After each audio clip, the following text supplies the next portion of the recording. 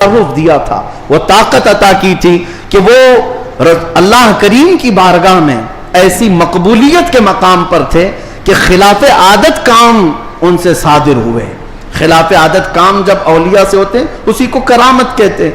بعض لوگ ابھی عقل کے گھوڑے دوڑاتے اور کہتے ہیں ایسا کیسے ہو سکتا ہے، یہ سب تو مولانا لوگوں کی پھکائی ہے، یہ جملے بازی ہے. ان کو قرآن پاک سے اگر تعلق ہو تو میں بتاؤں. اب میں ایک بات آپ سے بتاتا ہوں، غوث پاک کی ایک کرامت جس پر ابھی میں چند دن پہلے سن رہا تھا. کوئی بیچارہ جس کی عقل پر فالج کا اثر ہوا ہے. یہ وہ لوگ ہیں جن کو میرے مصطفیٰ کریم صلی اللہ تعالیٰ علیہ وسلم سے بغض ہے، عداوت ہے، اور دوسرے راستے پر چل پڑے اور اولیاء اکرام کو چن چن کر کے نشانہ بناتے ہیں. جن کا تعلق نجد سے ہے، وہابیت سے ہے، سلفیت نام رکھتے ہیں. بہرحال لیکن سوال کرنے والے نے ایک سوال کیا، ارے مولانا آپ سناتے ہیں کہ غوث پاک تو 12 سال کی ڈوبی ہوئی کشتی کو باہر لے آئے، یہ تو خدا کے بھی کام نہیں ہے، اللہ کے بھی کام نہیں، اس سے بڑھ کر کے آپ نے غوث پاک کو بتا دیا. میرے عزیزوں میں آپ کو بتاتا ہوں بات ہوئی کیا تھی. دریا کے کنارے سے آپ کا گزر ہو رہا تھا، ایک بوڑھی عورت کو روتے ہوئے دیکھا. مرید سے پوچھا پوچھو اس کو کیا بات ہے، کیوں روتی ہے. معلوم کیا تو پتا چلا کہ اس خاتون کا اکلوتا بیٹا تھا، بڑے نازوں سے پالا تھا. اس عورت نے شادی کی، بارات آ رہی تھی اور کشتی جو ہے دریا میں غرق ہو گئی، ڈوب گئی، باہر نہ آ سکی. مشہور کرامت ہے غوث پاک کی. تو وہ ڈوب گئی اور اس بوڑھی عورت کا دل تو ماں کا ہے، بیٹے کے یاد میں روز آتی ہے، روتی ہے اور شام واپس چلی جاتی ہے، روز روتی ہے. غوث پاک رضی اللہ تعالیٰ عنہ کو اس پر رحم آیا. اللہ کریم کی بارگاہ میں سفارش کی، اے رب کریم تو نیست سے ہست کرنے والا، تو پانی کے قطرے سے پورا انسان بنانے والا، تو راکھ کے ڈھیر کو بھی اگر چاہے تو زندہ انسان کھڑا کر دے. مولا قادر مطلق ہے، اس خاتون پر رحم فرما اور اس کا بیٹا واپس لوٹا دے. غوث پاک کی دعا چل رہی تھی. تھوڑی دیر دیکھنے کے بعد دریا میں ایک بھونچال سا، طوفان سا آیا. پانی کے اندر ایک عجیب سی سرسراہٹ ہوئی. تھوڑی دیر کے بعد دیکھا تو ایک کشتی برآمد ہوئی. غوث پاک نے صرف اس خاتون کے بیٹے کی زندگی مانگی تھی، مگر صدقے میں اللہ نے پوری بارات کی زندگی لوٹا دی.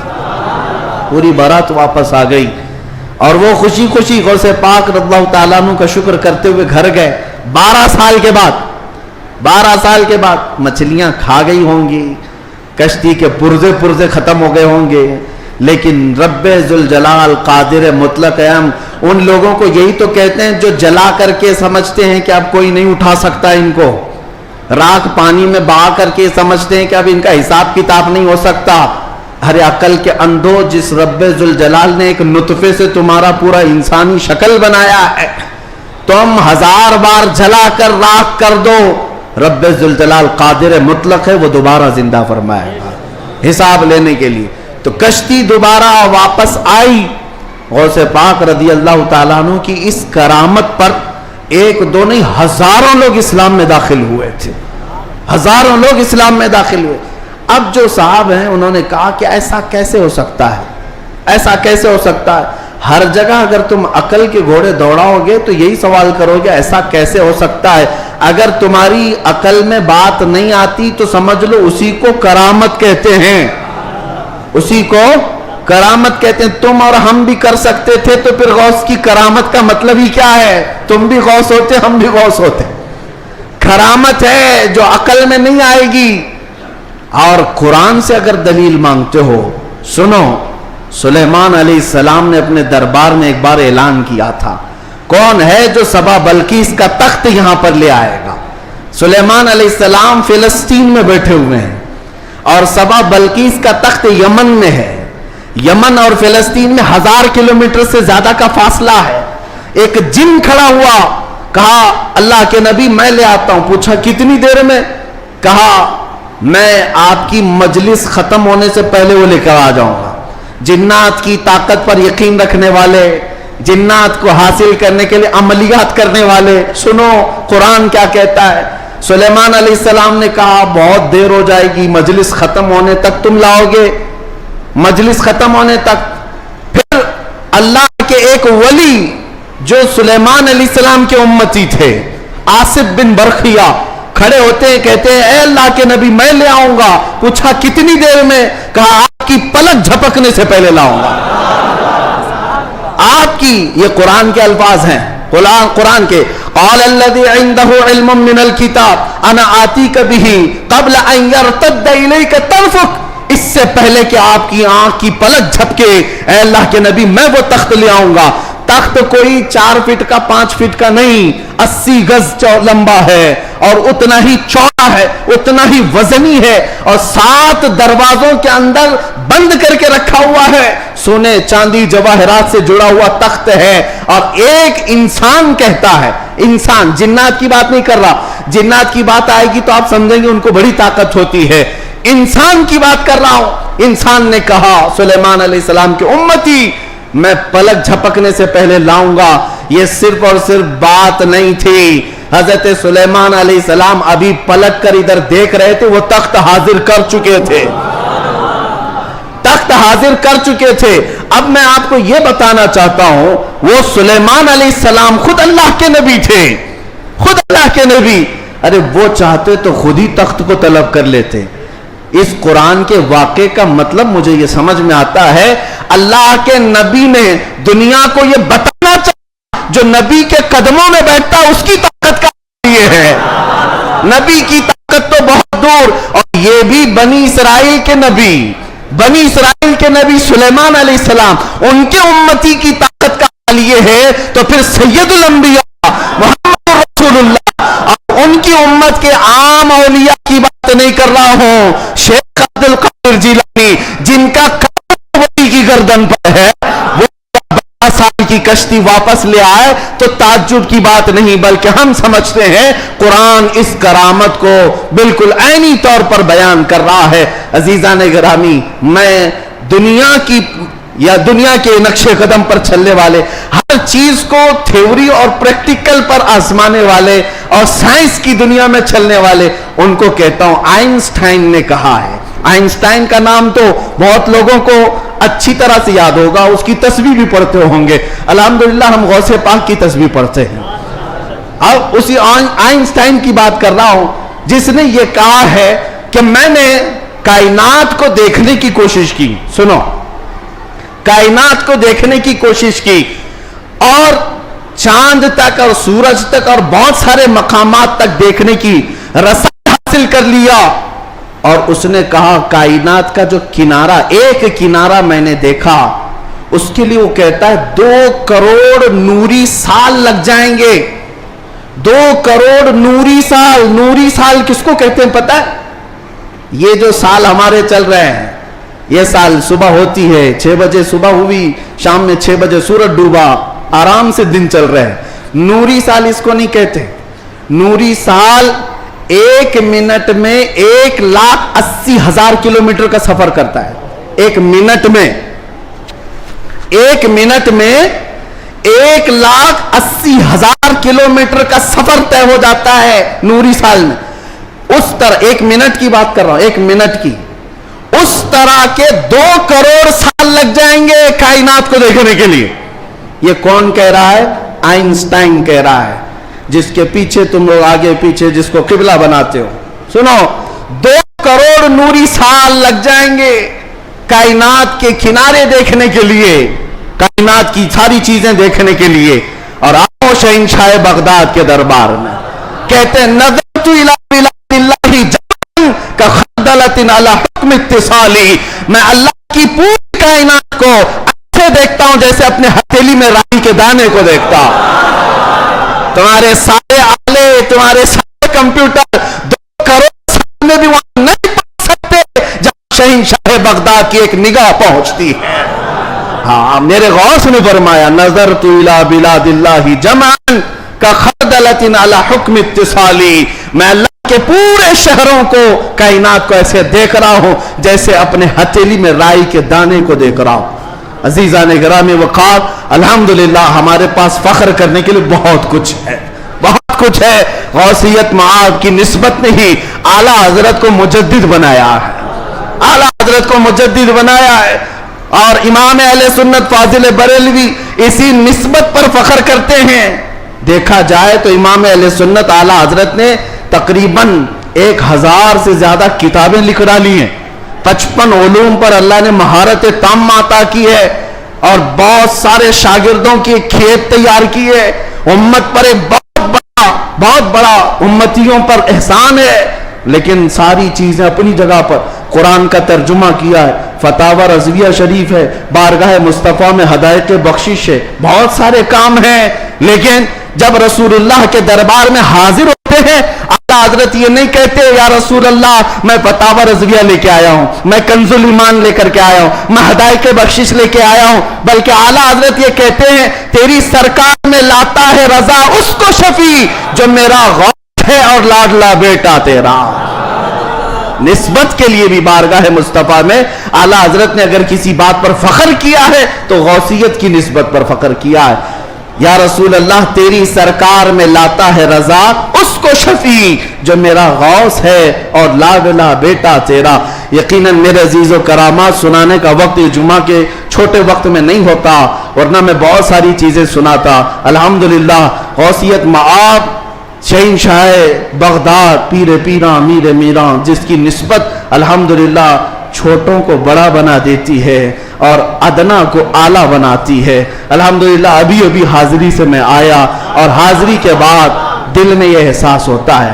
एक बुजुर्ग वहाँ पर मुलाकात जिनसे हुई, वह अरबी और अलवी सादात में से हैं, उम्र काफ़ी हो चुकी। उन्होंने मुझे मिल करके हाथ पकड़ करके कहा आओ मैं तुम्हारी हाजिरी कराता हूँ। गौस पाक रदी अल्लाह ताला अन्हु के दरबार में तकरीबन 55 साल से और बड़ी उनकी यानी बड़े मामलात हैं। बहरहाल मैं मुख्तसर ही अर्ज करता हूँ किस लिए मैं बात कह रहा हूँ। उन्होंने कहा गौस पाक रदी अल्लाह ताला अन्हु हर हाजिर होने वाले को कुछ न कुछ देकर भेजते हैं और अल्लाह करीम तुम्हारे मुस्तकबिल में बहुत कुछ तुझे अता करे। दुआ किया। हमने कहा कि यहाँ की इतने बड़े दरबार में बड़े बड़े हाजिर होते, मेरी क्या हैसियत है, मुझे यहाँ पर क्या, मेरी क्या हैसियत है, क्या मकाम है। एक जुमला उन्होंने कहा जिससे सीना चौड़ा हो गया। कहा यहाँ पर सब अच्छे नहीं आते बल्कि गौसे पाक तो चोरों को भी कुतुब बनाते हैं। बुरा हो तो क्या हुआ, निस्बत भली है या गौस, तुझसे दर दर से सग और सग से है मुझको निस्बत, मेरी गर्दन में भी है दूर का डोरा तेरा। आला हजरत यही फरमाते हैं जिन कुत्तों के गले में पट्टा होता है उन कुत्तों को म्युनिसिपैलिटी वाले नहीं ले जाते, हाँ नहीं ले जाते और ना ही इंजेक्शन मारते हैं। क्यों? यह अलामत है कि किसी का पाला हुआ है और गले में पट्टा ना हो तो उठाकर ले जाएंगे। बहुत ज्यादा शोर मचाते हैं ये कुत्ते, इनको ले जाओ। जिन कुत्तों के गले में पट्टा है उन्हें छोड़ दिया जाता है कि मालिक है इसका कोई। इसीलिए आला हज़रत फरमाते हैं इस निशानी के जो सग हैं नहीं मारे जाते, मेरी गर्दन में भी है, हश्र तक मेरे गले में रहे पट्टा तेरा। हमारे गले में गौसे पाक रज़ियल्लाहु ताला अन्हु की निस्बत का पट्टा है। इंशाअल्लाहुल अज़ीज़ कोई और दूसरा हमें उचक नहीं ले जाएगा, इतना यकीन जरूर है, इतना यकीन जरूर है। और मुझे एक बात ये भी याद आई कि एक साहब ने कहा, वो दूसरे मुल्क के हैं, हमारे पड़ोसी मुल्क के हैं, और उन्होंने कहा कि हमारे यहाँ हालात तो सब अपने हिसाब के हैं, फिर भी बहुत सारी चीज़ें डर लगता है, सहमते हैं। आप ऐसे नरगे में हैं फिर भी बोल रहे हैं, आप अच्छी बात है। ऐसी जगह पर आप हैं जहाँ के हालात हम दूर से सुनते हैं, बड़े डेंजर है, लेकिन बोल रहे हैं। मैंने कहा आपने सुना नहीं आला हजरत ने क्या फरमाया? आला हजरत ने फरमाया क्या दबे जिस पे हिमायत का हो पंजा तेरा। ऐसा आदमी क्यों डरेगा, ऐसा आदमी क्यों डरेगा जिस पर पंजा गौसे पाक का होगा। क्या दबे जिस पे हिमायत का हो पंजा तेरा, शेर को खतरे में लाता नहीं कुत्ता तेरा। हाँ, गौसे पाक का जो कुत्ता है वो शेर को भी परवाह नहीं करता। अल्हम्दुलिल्लाह हम गौसे पाक के दरबार के कुत्ते होने पर फख्र करते हैं। हाँ, हमें इस बात पर कोई वो नहीं है, अल्हम्दुलिल्लाह हमारी निस्बत है दरबार गौस से। और वो इसलिए भी कि एक दो नहीं, मैं आपको बताऊं अहले हदीस जमात, वहाबी जमात के सबसे बड़े आलिम, जिसकी पैरवी में ये लोग पूरी آسمان زمین سے زمین آسمان سے ملاتے. شیخ ابن تیمیہ نے اپنے کتاب میں لکھا ہے, اہل حدیث جماعت کے سب سے بڑے امام کہتے ہیں کہ میں نے اپنی زندگی میں اتنی کرامات کسی کی نہیں دیکھی جتنی شیخ عبد القادر جیلانی کی. ارے تمہارے گھر سے بھی بات آ رہی ہے میرے غوث کی, ہر گھر سے بات آ رہی ہے. کیوں؟ اس لیے کہ سورج نکلتا ہے تو سب کو پتا چلی جاتا ہے, سب کو پتا چلتا ہے.